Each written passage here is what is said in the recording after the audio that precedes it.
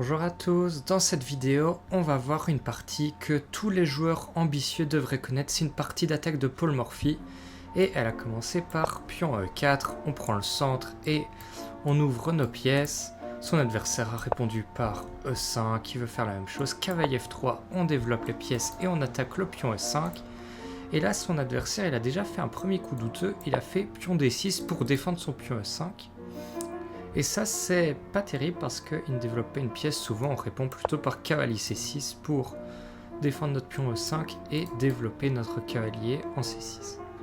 Donc il a fait D6 et Paul Morphy lui a répondu par le coup normal qui respecte les principes D4, il prend le centre.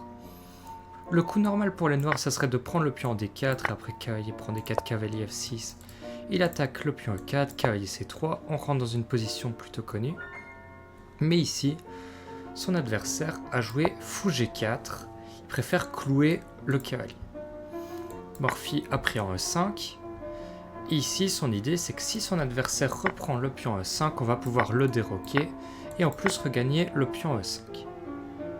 Donc il a commencé par prendre le cavalier en F3, mais on sait que le fou est une pièce un peu meilleure que le cavalier, donc Morphy a déjà gagné un petit avantage après dame prend F3, pion prend F3.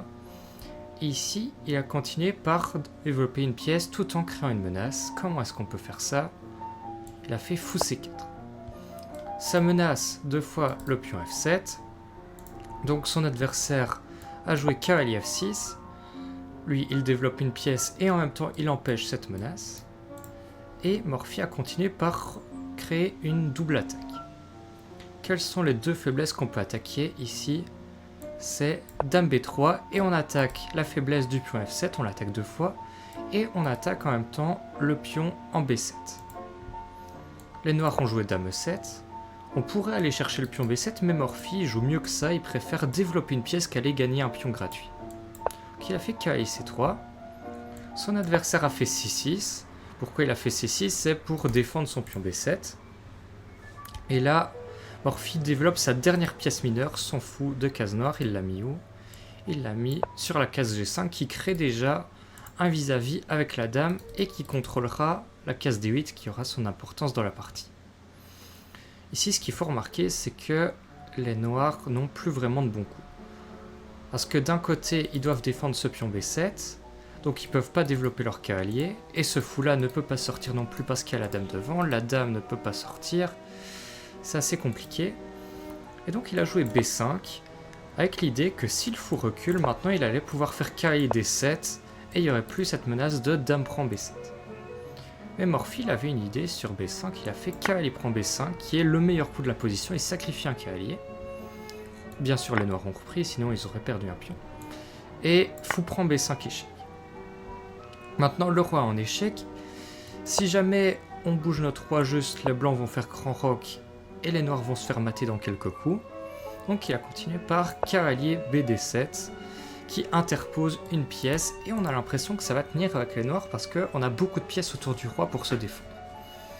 Mais ici, encore une fois, Morphy il va continuer par sortir ses pièces avec grand roc.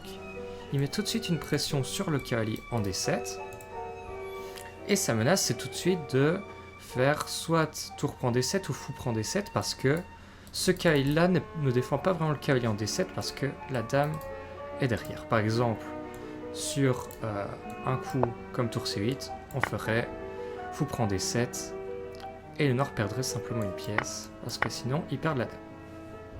Donc les noirs ont fait tour D8, qui paraît très logique, hein, on défend une nouvelle fois ce cavalier-là.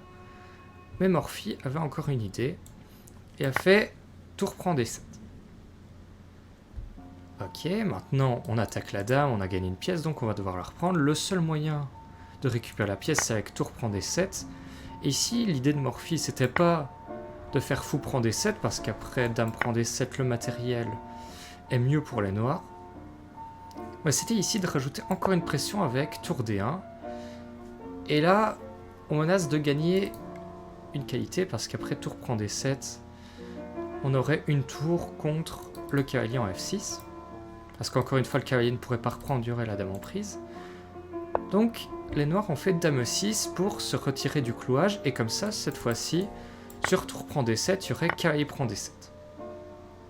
Et la dame ne serait plus en prise derrière. Mais encore une fois, Morphy avait tout vu. Il a fait fou prend D7 échec. Cavalier prend D7 est forcé, sinon on perdait la dame. Et là, est-ce que vous pouvez trouver le matandu dans cette position? Morphy a joué dame B8, le coup brillant. On sacrifie la dame. Le seul coup des noirs, c'est d'aller la chercher. Et maintenant, on peut faire tour D8, échec et mat.